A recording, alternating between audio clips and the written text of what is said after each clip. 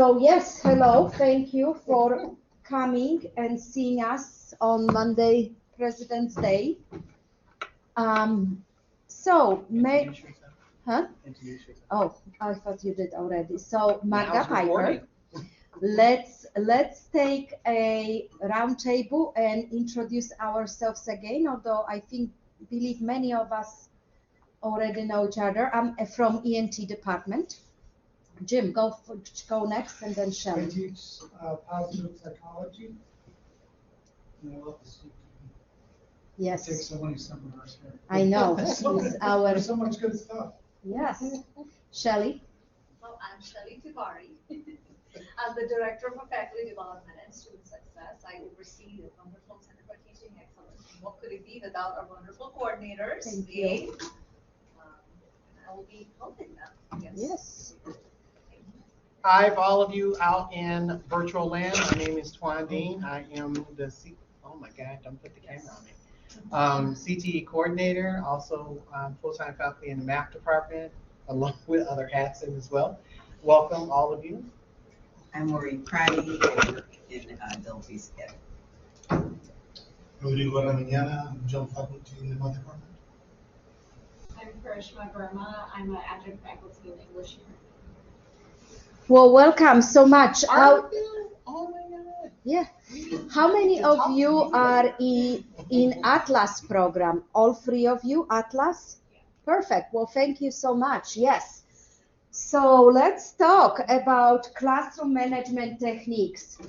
We ran this workshop, well, not this workshop under this title some time ago, and many teachers, many faculty members ask us to review it again, bring it back, because it's very important, especially post-COVID, when we back in the buildings, but our students are still halfway with the virtual stuff, and sometimes they cannot find themselves in a classroom settings. So there are quite a few, I want to say 11 techniques that we'll be discussing and go over it. So why do we need that? So the research says that classroom management is the most important variable to building and sustaining school success. Without classroom management, you have rowdy students, you have students who cannot find themselves, you don't have relationship with students, or the not positive relationship with the students. So let's think for a second about the classroom management and just think about it and hold it until later on in a presentation where I will ask you to come back to me with this. Reflect on either the most serious behavioral issue you have encountered with a student, or the most common low-level ones that you encounter with the student. So take a moment, think about it, and we will be talking about it in a few minutes. I printed for you the presentation, so you can also write it down on your presentation so it's in front of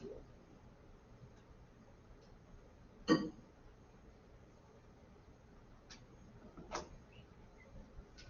So benefits of the classroom management. I only listed benefits for students and teachers, but there are also benefits for the administrators. When you don't have a problem with the student, you don't need to call retention, you don't need to call advisors, you don't need to call dean. So that's the administration benefit of this. For teachers, we know how to carry disciplinary actions whenever we need to. We decrease those minor and major interaction in our schedule that causes disruption for whole class.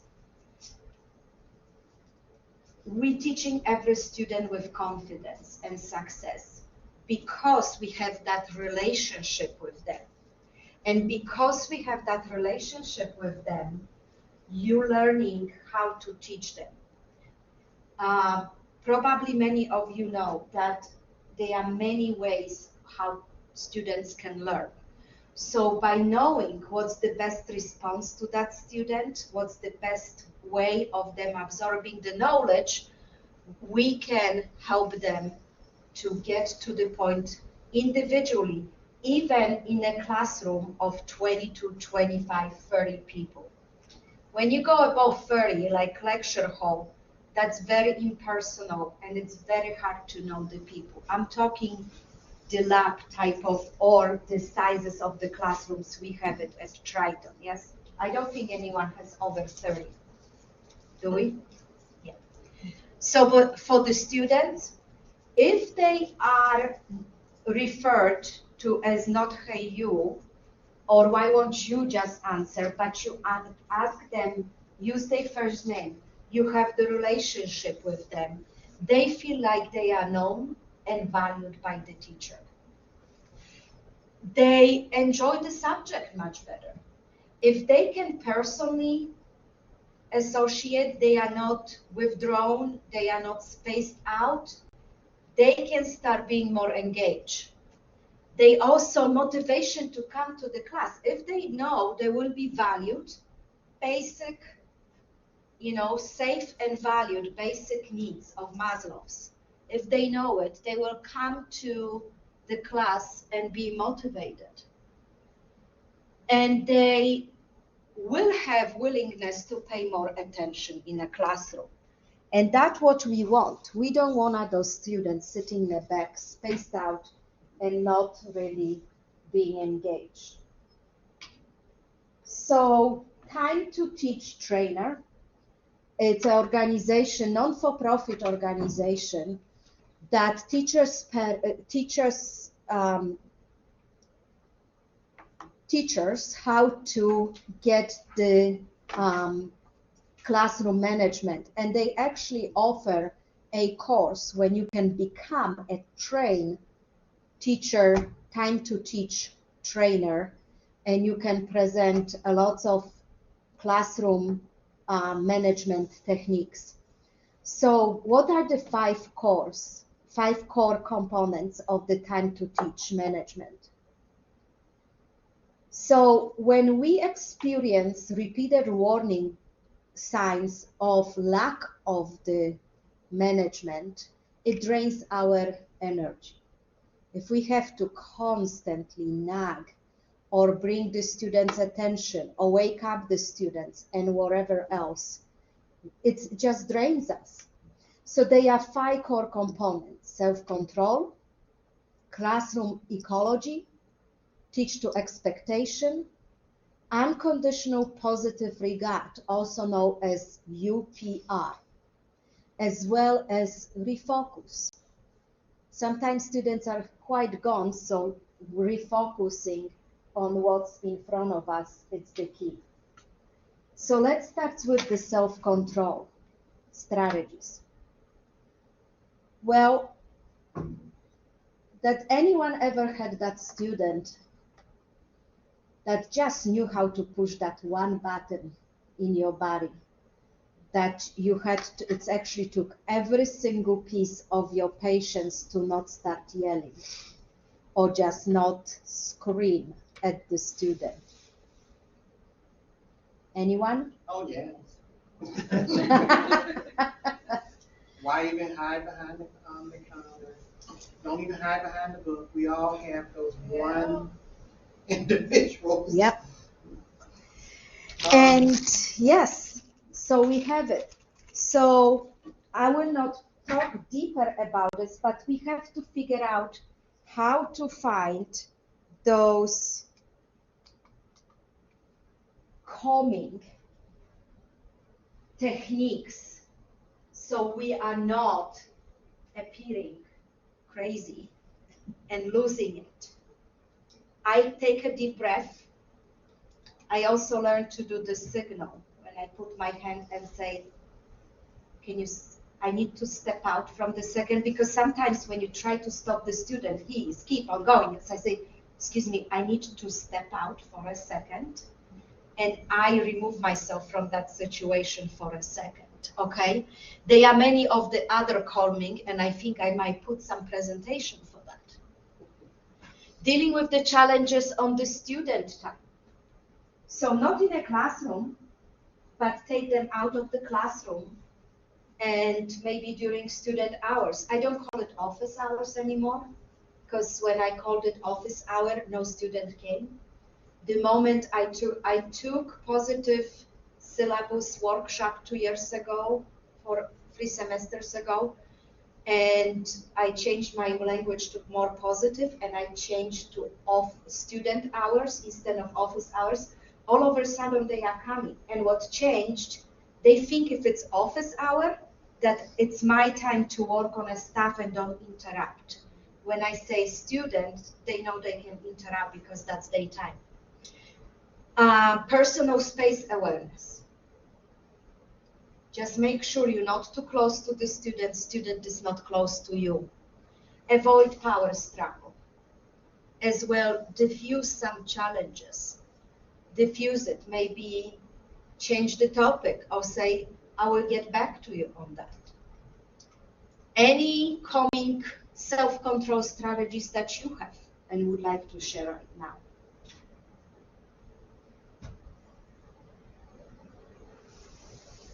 I use humor. I Yes. just take things lightly because Yeah. my life is too short. Yes. So it's just like, hey, everything's fine. Yeah. Karishma, anything? Yeah, usually I use humor or just keeping my tone very lighthearted and not super serious so that they don't feel panicked or it doesn't escalate. Yep. Anyone else? Any techniques to self-control yourself when the student is in your face? Well, maybe 40, 50 years ago, maybe. Okay. But now it's Yeah. so many young teachers nowadays. Never Yeah. happened. Never. Maybe in the last 30 years. Nice. It must have been pretty chill in the last couple years. Yeah. Yeah, I'm a substitute teacher at high school. And usually once a day I have to call security. Wow. Once a day. Once a day if I'm there eight periods, yes. So yes, so how about you, Tuan? I just think it's Fifth Avenue. I told my students this joke. I said, if I'm ever upset because I speak Spanish, French, and English, I go to Fifth Avenue because that's neutral ground for trucking. Nice. So I always think of Fifth Avenue for that. You're right, it has been tamed for a while. However, you do occasionally just stand. I do apologize. But my parents like stand up. You do get occasion. I'm serious. I do. I really feel them in the back of my neck. Saying, stand up. You're talking. You do occasionally get those individuals once in a while that do push. But I went to a conference before. It was a math conference, and they were talking about things, how you can handle and abuse in a challenging situation. And they said humor. They said always think of something humorous in your head, or think of something that the student has done in the past that made you laugh, and maybe bring it up gradually and bring the student back and say, oh my God, you're right. I never thought of that. In fact, I had a situation probably where a student last semester, it was very tense, but he did something previously in the class that was really funny. And when we were talking, yes, still having our space, but just it was escalating to the fact that I'm just not understanding. I said, but remember when you did this in the class, and I mentioned it, so it brought his level down a little bit because now he's like, oh my God, you remember that? So now it's not where he is this mad individual. He's now calm because it's like, okay, you're right, Professor. I never thought of it. Now I see what you're talking about. And I think it worked. I mean, it may not work with every student, but I do agree with both of you that humor does in this case. But then also as an instructor, you have to also think of something humorous yourself. And that actually keep you calm as well too. Like I say, I think of Fifth Avenue, and I told my students that joke, so I always tell them that. And I think involving them in the situation with you, me personally, actually helps, and that's just me. I mean, I've seen that with some students in the situation where, uh, for example, it's not me and the student; it could be another student and the student. So I'll just bring in that situation like, oh my God, Fifth Avenue is just down the street, and it's like, what? So now they forgot what they were. So that's arguing about. diffusing the challenge Mhm. by bringing the Fifth Avenue. I think without knowing it, I go into, because these challenges to me are emotional things. Uh-huh. So I just go into thinking mode. I used to do that all the time in the business world because I was an engineer. So I could always just go into engineering mode and say, and invite the person to solve a problem together. Yeah. And all of a sudden it's a cognitive thing and not a Emotional. thing. Yeah. Yeah, because now we're working on something. Let's figure this out. You can just remove the emotion from it. That's really great. I think I do that without knowing it. Sort of comes second nature now. It does. Yeah. It does. But challenges for all of you are just not emotional. You can also do that physical challenge as well too, where one semester I walked into a class and two students were about to fight. A little scary, but as our police department would tell us, do not intervene. However, in the sense that you can diffuse it by trying to see what's going on. If it escalated even more, then just step back from it. But after finding out from that situation, and it was a while back, this is before the pandemic, to find out the situation, it was easy to diffuse it because it was about who would get that seat in this case, if I remember it right. And it was like, oh, you know what? I am not that good to sit next to. What? Yeah, is that what you want to do, sit next to me? Now I diffused it by bringing humor on myself, and they didn't even know about it. And it's like, oh no, we didn't see it like that. Oh well, if you want to sit this close to me, come on. so, so it's not always emotional. Because sometimes it's physical. It depends on the scenario, and we try not to get more into it. And as we go on to talk about the design techniques in this case, these are a lot of the things as well too that Magda's going to talk about in regards to class management as well too. The arrangement of our seating in this case does matter. If in this case you can move the desk around, yeah, I actually do. When we're in the classroom with tables, I actually do move them around. And especially when they're doing projects together or even just having a conversation. And it's time it makes it easier for me as the instructor to get around to see what's going on and have that conversation with them. I also try to, bring in music. I've had that one semester in this case where they were going to do a project that day, and my favorite song at the time was Sia by Chandelier by Sia. So when they came in the classroom, I'm saying, oh my God, we're gonna be swinging from the chandelier. My Sia is singing in the background and saying, if you've ever heard Sia, I love the song. But I'm just pretending to do all these things, and they're like, what are you doing? I'm getting ready for our project because we're gonna have so much fun. We're gonna be swinging from the chandeliers. And at the time, they thought it was kind of crazy, but it actually, they did.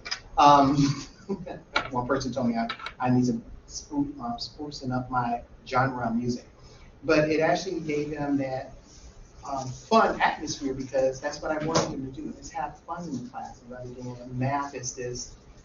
Oh, I love when people think math is a person. I hate them. Well, it doesn't hate you, so let's have fun. Yeah. So yes, in my class, after first week, maybe 2 weeks, I observe the students, and if I see that one student, I know why he's sitting in a or them are sitting in a very back, so they can just nicely doze off, I move them closer to me. Also, I look which student struggles the more, and I put them with another student close by. And I have a conversation with the student that I need help from. saying, hey, I would love for you to assist me on this because I cannot attend to every single person.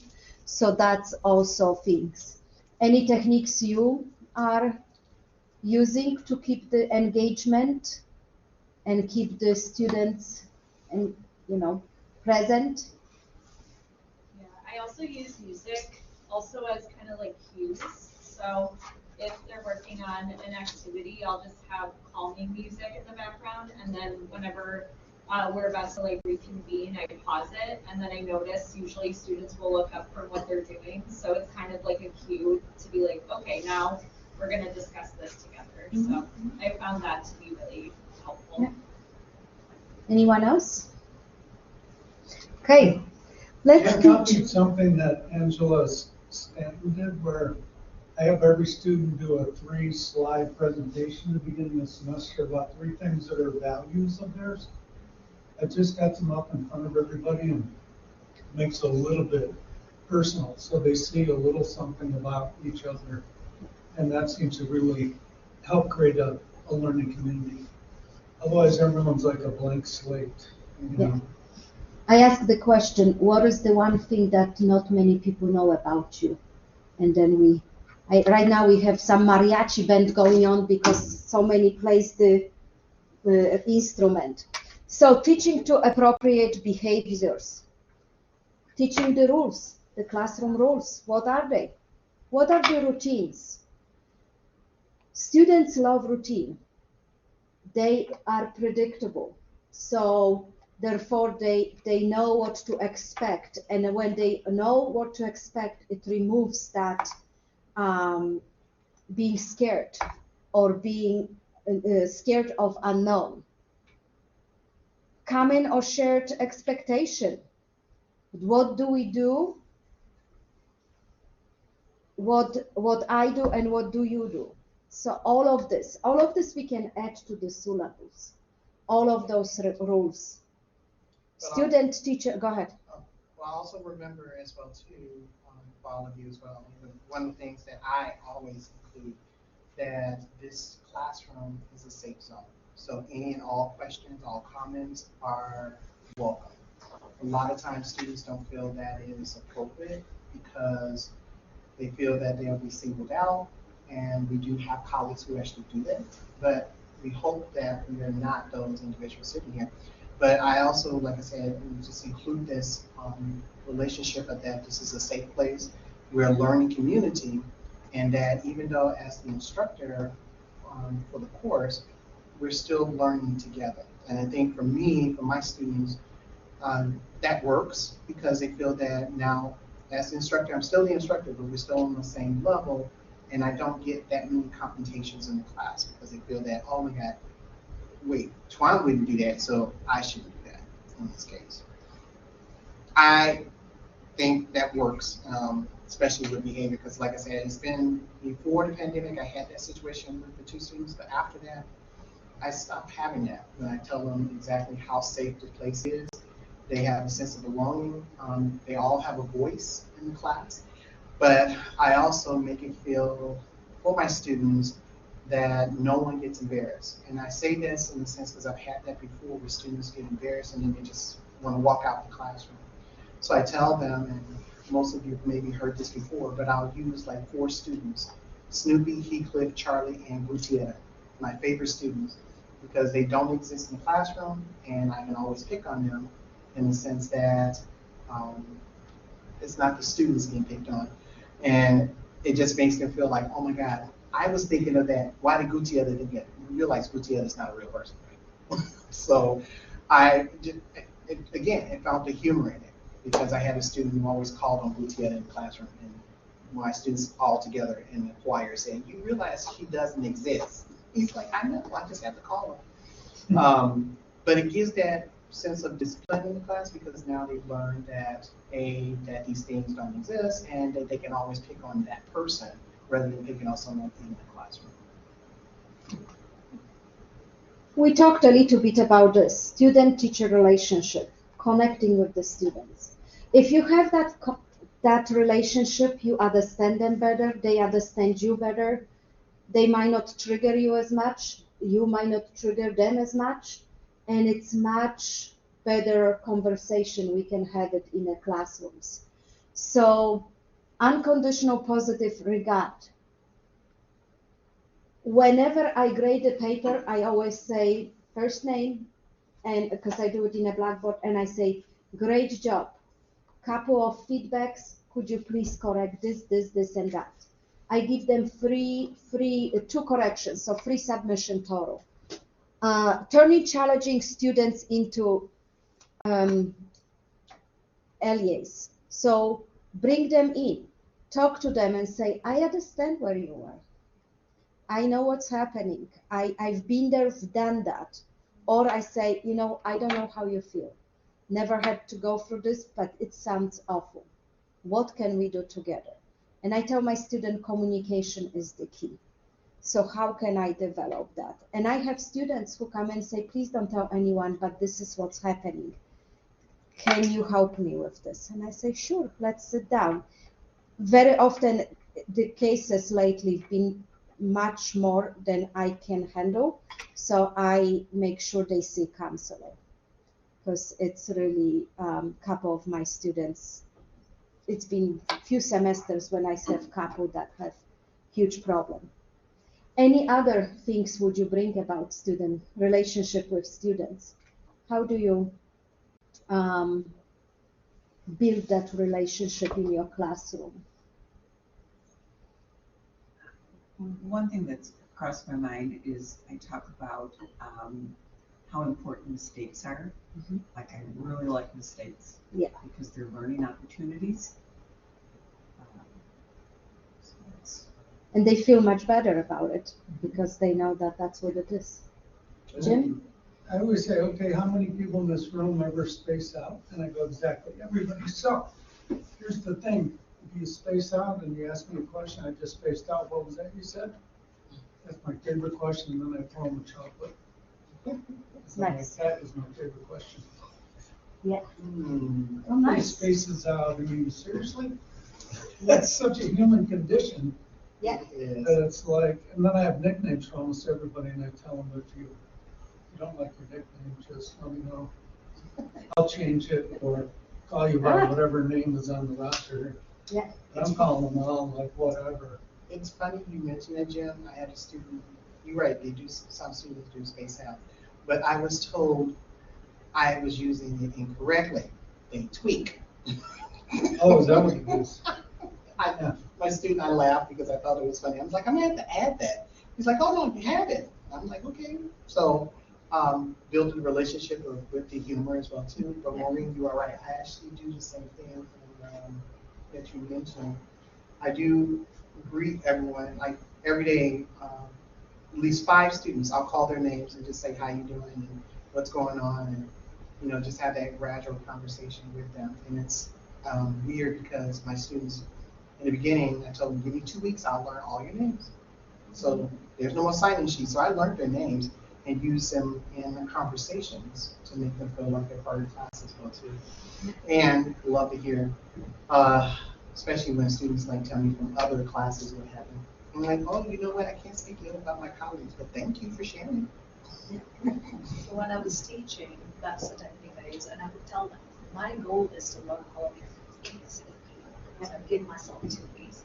Also for building connection with students, I remember inviting them to the office hours, and I say, no, listen, I understand you don't have any difficulty, just come meet me. And I know when you have conflicts, it's hard to do it, but I remember inviting them, and that you build a relationship, because once you build a relationship, it's hard for them to go against you. Mm-hmm. And I know to your point, Magda, what you brought up about diffusing, I would just quiet. We're going to talk about that outside in my office hour, and give a few hours, because once you've thought about that, both parties have time to reflect. Yeah, you need that, yeah. You will see that change, and they will not be angry anymore. So that's what I used to do. trying to come up with names that dynamics change Yes. with a high flex, situation in which I have 4 students in front of me and the other 18 are online and they don't have their cameras on. I get to hear their name when I call attendance, but Yeah, Harder. virtual is It's harder. That's There a are some whole things you different can do thing. it, like when I had a hybrid, So I live stream it. I had students in the classroom and I had students online. My one rule was your camera will be on and your name will be the way you wanted me to call you. It will be typed up. I thought it was a policy of the college that they did not have to have their camera on. But I told her I need them to have it on, especially when I'm asking questions. It If they work on a project, that's fine.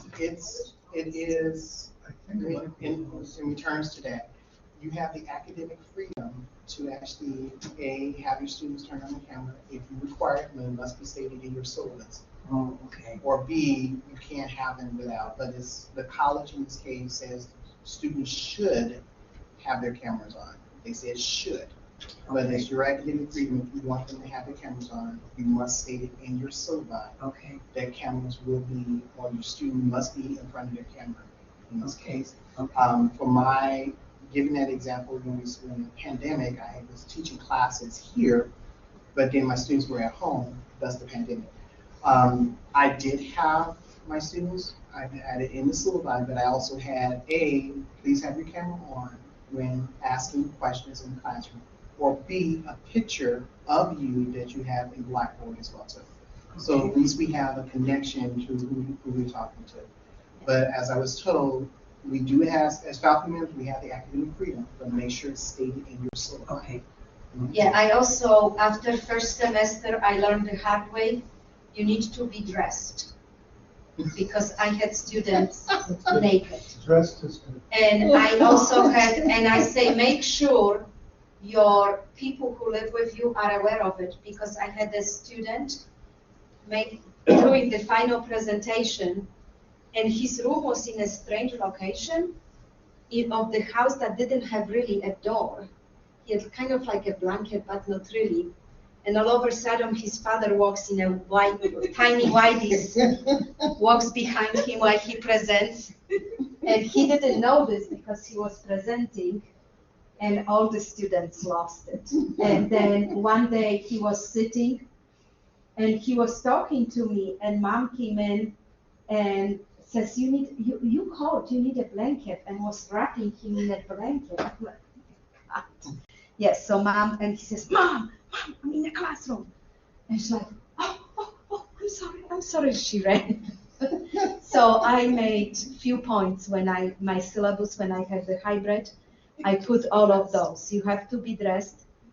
I also, everything for me, I ask them, that's part of the relations too. I had a student, they have to scan it, everything, and upload it to the Blackboard. And the student was scanning with the phone, so took more area than just the paper, and there was open condom wrapper. And I'm like, come on. And he submitted me that to check it. So we had a separate conversation, and after that I said, make sure surroundings are appropriate for the things. So, and that I use it. So, accurate and timely consequences. If anything, I'm the queen of sticking to the consequences. My kids know it, and my students know it, that if I said it, it will be done. I'm that stickler. All my students say, she's tough. If she says that that's the consequence, that will be the consequence. But they know it, so they choosing to do it or not to do it, but they know that will be the consequence. So when they come back to, none of them comes back and says, Miss Piper, I know I screw it up. And I say, you know what the consequences? If stuff happens, email me beforehand. After, I can't help you. My kids also at home know it. My husband, they are like, yeah, whatever. But with me, if I said, if that, then this happens, if one thing doesn't happen, they know mommy gonna stick to it. Even one Christmas, I told no Christmas gifts. The Santa's not coming to you. They were 11 and 9. I cried all Christmas Eve because I knew I have to do it, but it pained me. And in the morning when they woke up, there was nothing under the tree. There was only this big red wrapper, like box red box, and when they removed the bow, there were Tic Tacs and a poem. Hello, you. Here's the scoop. You were naughty, so all you get is a snowman poop. And they got that whole day. And I had the best kids that day. So they received one gift that night, and by the New Year's, they received all the gifts. But that was enough. So quickly, refocusing. When we can refocus and bring the key people, we will have less challenges. Avoid multiple warnings, okay? Just say it once, maybe twice, but the third time, that's it. That's why for the kids we count, 1, 2, 3, yes? When I was saying to my kids, 1, 2, 3, that didn't work. But when I spoke in Spanish, which is funny, they reacted to this. I just say, 1, and they were done. I don't know why, but so whatever that is. Any techniques from you that you have, what consequences do you have and how do you execute it? I went hardcore this year, and it's working great. And my syllabus says if you're on your phone or your computer, you're withdrawn from the class. And if you don't reach a certain number of points by a certain date, you're withdrawn from the class. Because I'm so tired of people coming to class, participating, having insights, but not doing the work. They weren't doing the projects, they weren't submitting things to Blackboard. And so now it's just, I've been reminding them often, but it's just black and white. And I thought my intro classes would have trouble with them. The 200s would take to it.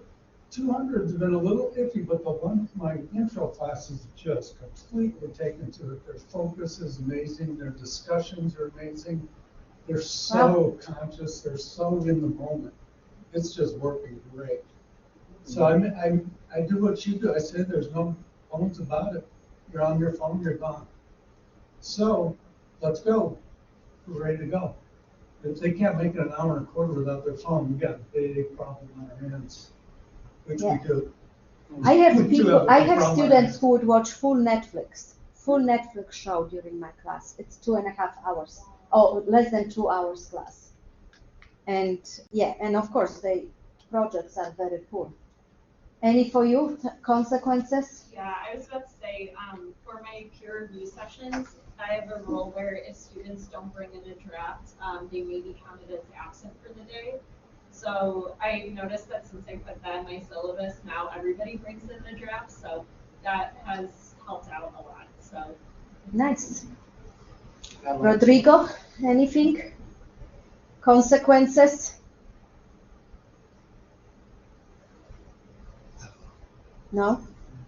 Are they just paying attention? Maybe they'll pay it. Yeah. Wow, I Maybe. want to go to that class. I know. Maureen? So this semester, I've really indicated that to be in my class, it's a combination of both attendance and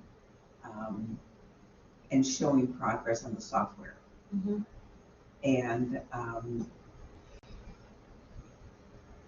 And I did follow through with one student, and I'm saying that I just really wasn't sure I could count him as being present that day, because he hadn't signed into the Essential Ed software. And he's showed responsibility since then. Right now, there's another student that I'm in the midst of a conversation with the department as far as when and whether I can drop them.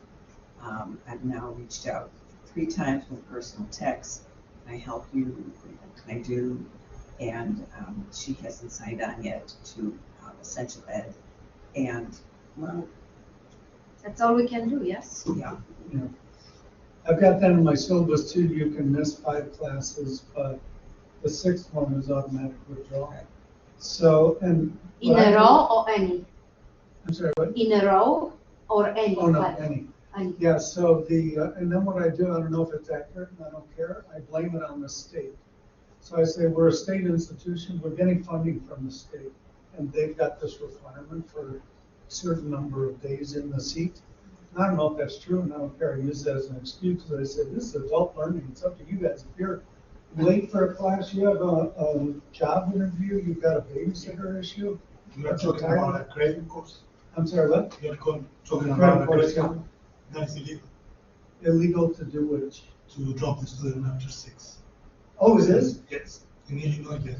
Illinois Board of Education. They've always told us it's up to us to make our own It's, attendance we, policy. in our policies too, 2 unexcused absences, it's the, I'm talking about the Illinois Board of Education. I worked there okay. many years there. It's illegal. Also, okay, so in 10, It's illegal to have attendance in college. You can have a quiz you want to have that one, that way you check it attendance. That way, but it's illegal to check attendance. Yeah, It's it's my- honest. it's my comments. That's all. No, Edmund's been telling us for years that we can make our own policy. Yes. At least the English department, they're very strict about it. Yes. I know there is a lot of things they do, people in the university are illegal. That doesn't mean it's in the university or just colleges? either any credit course. In developmental classes, you can have whatever you want to, because it's not under Illinois Board of Higher Education. But Can't any take credit attendance, course, can't it is. drop because of a lack of attendance or basic Right. attendance, Yeah. you can't drop. Wow, that's It's interesting. you have to be careful because eventually somebody will take a lawsuit against the college. And it have been happening in Loyola a couple times with an Spanish class with requiring assistant. With the way they do it, they have a daily quiz. And they write the name. They have to write their name, that is the quiz. Right. Do you Got want it. to share that information with me? Yeah, we gotta check into that. IPHE's requirement for Yeah. language and that, that's a big thing. Yeah. Talk about Huge. that. That's huge. And Everybody we're I know not has credit, policies. It's, You got 6 no absence. credit, yeah. Yeah. And that one 6 you can absence, have they're any gone. policy you want. In ESL, for instance, here, you have, that is the policy. After 5 Absences. absences, then Yeah. they are on top. Yeah, sure, because they are not credit. cards. Oh, we gotta figure that one out. Yeah, So you have to be sure that nobody complain. That's all. yeah. Exactly. But if they fail every quiz because they don't show up, then you can let That is them another go. issue, exactly. Right. They have to write their name. Yeah. That was the quiz. Yeah. Loyola chamber. So based on those 5 core management techniques, let's talk about preventative strategies and some practical solutions. So what do we do if you have that student that it's undermining instructor authority? Know-it-all, smart-ass, okay, I call them that way. What would you do? I go with them, I go jujitsu on them. So if they're saying, I've got a concept that's better than yours, I'll go, well, that's interesting. And then I pursue their concept. So they're coming at me with energy, I use their energy and keep flowing with it. Okay. You know, I don't go against them. I go with whatever their energy is. Okay. Rodrigo, any techniques? If the student is trying to undermine your authority, thinks you are not, you don't I have have a that. different philosophy than, I Okay. don't think a teacher is an authority figure. Mhm. Okay. I respect them, they respect me. Yep. Yeah. Maureen? Me too. Just, Anything? I'm a guide. Well, Yeah. exactly. Yeah. You guys have been so tame for so long. I really haven't had anyone giving me grief. Good. Karishma? Yeah, I'm in the same boat. I haven't had anybody really do this before. Usually, especially since I teach writing, a lot of people aren't very confident about writing to begin with. So Yeah. I just haven't encountered this before. Yeah, so be careful not to read most of sometimes they just bring it just to spite you, but not read most questions about content, interpretation, or assignments as a challenge of the authority. Sometimes they just acting that way to show their own confidence, and they don't know how to show it. And when the confrontation occurs, just step aside and talk with the students privately, because that one person can poison whole classroom, and then you cannot bring the classroom back to where they should be. Leaving class too frequently. What do we do then? I just leave it up to them. I say you have to be in class 50% of the time to be present, and then everything else is up to them. Okay. Yeah, I have a policy where if they're not present for, depending on the length of the class, if it's like 15 minutes, they're just out and they don't like let me know or anything, and it's just from leaving too frequently or too early, then it might count as a partial absence. Okay. Maureen? Well, you don't know because they are behind the screen, so they might be absent They anyway. could be sound asleep. Yes, yes, yes, yes, But, yes. you know, thinking about that other situation, and this is going to be years ago, I had this one student, he'd typically come in late, and he was really funny.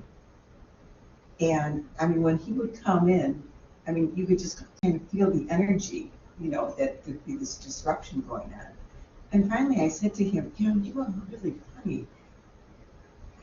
When you come in, would you like to do some stand-up? So then we can move on with the rest of the class. Yeah. And, Nice. and he was like, oh, I didn't really realize I was having that effect. And after that, I mean, things were smooth. Did he do the stand-up? No, he didn't. Oh. I mean, I would have been he had as far as I was That would have concerned. been nice. Yeah, Yeah. nice. When I was virtual, I required them to have their camera on. And then if for some reason they couldn't, I'd just say, you know, communicate with me via email and we'll talk about why it is you can't have your camera on. It had to be like one person. Yeah. And then I encourage them to bring their pets to class for sure. So they'd be sitting on the camera with their dog right there. Okay, I like Their that. cat crawling over their shoulder, you know, Yeah. it was great. The iguana. Yeah, one guy, Will.i.am had 3 lizards, and they were like all over the place. A dragon, he had 3 different lizards. I can't So relate. those frequent, leaving the classroom frequent, some teachers are much more taken aback, but do not judge. Sometimes they need to do it. My daughter has the irritable, whatever it's called, so she has to go to bathroom like every 30 minutes. So she asks, and I had to get the medical thing because there was one teacher who says, no, piss on yourself. So she's like, Mom, what do I do? So I went to the doctor, got the script, and after that, there was no problem. Sometimes they are personal issues. They need to take that phone call, so they step out. Ask them if anything goes okay. Some of my students don't realize it, that they do it. They just, you know, we are doing the project. So I only ask them at the beginning of the class, when I do the instructions for the first 30 minutes of the 2-hour class, please stay in here so you can get the masks of it. Once we go into the projects, you can leave to the bathroom or whatever you want to do. What do we do when they are spacing out? Any techniques for spacing out? Tuan, you have it on the back of your tongue. Actually, when I see a student spacing out, I try to ask them what's going on and get them involved in the problem that we're doing. Mhm. It's always works for me. Yeah. For the previous one, you talked about disruptions and leaving. I actually help students. I tell them, I say, if you have to leave, you have to leave. However, do not be surprised if there's a quiz that was mentioned while you were gone. Yeah. I don't get that many people that just walk out because they're afraid that there's going to be a quiz and they don't even know about it. But I do tell them, yes, like you said, you could do them as well too. I know it's important that you have to leave. I'm like, especially I tell them in the beginning, if there's a phone call, I understand things happen. Just send me an email, you have to leave. Or if it's more than, for me, if it's more than 10 minutes, I tell them if it's more than 10 minutes, then you and I will have to talk after class. And I just want to make sure your personal wellness is okay and that you didn't miss it. I think it's all about you as the instructor to bring that comfort level to them so that they feel not they're not children, but they're still adults. Because yeah, you're right. It could have been something important, or it could have been you just have to go to the restroom. I mean, I have a student this semester. She does have irritable bowel syndrome. So she told me in the beginning, I can't just sit here. I said, you know what? I appreciate you sharing that with me in the beginning. If you have to go, just go. If you miss something, just let me know after class. But with that student, like I said, it's that communication. Yeah. And that she came in, she did tell me about it, and I acknowledged it, so I don't embarrass her in this case. One student said something, but I had to stop them and saying, you don't know the situation. Let's be respectful in this case. She may miss something. You missed something while we have this conversation. I said, so we're all going to be respectful. I said, remember what you stated in the beginning. Sorry, what I stated in the beginning, what you signed.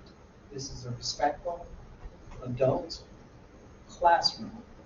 We all going to treat each other with respect. He didn't do it anymore, but I think in that situation, yeah, it just happens. But the students facing out, yeah, like I said, I just bring them into the conversation. I actually, like I said, know the name, so I actually call them their name and say, oh my God, Sarah, what did you think about the problem? Maybe I made a mistake.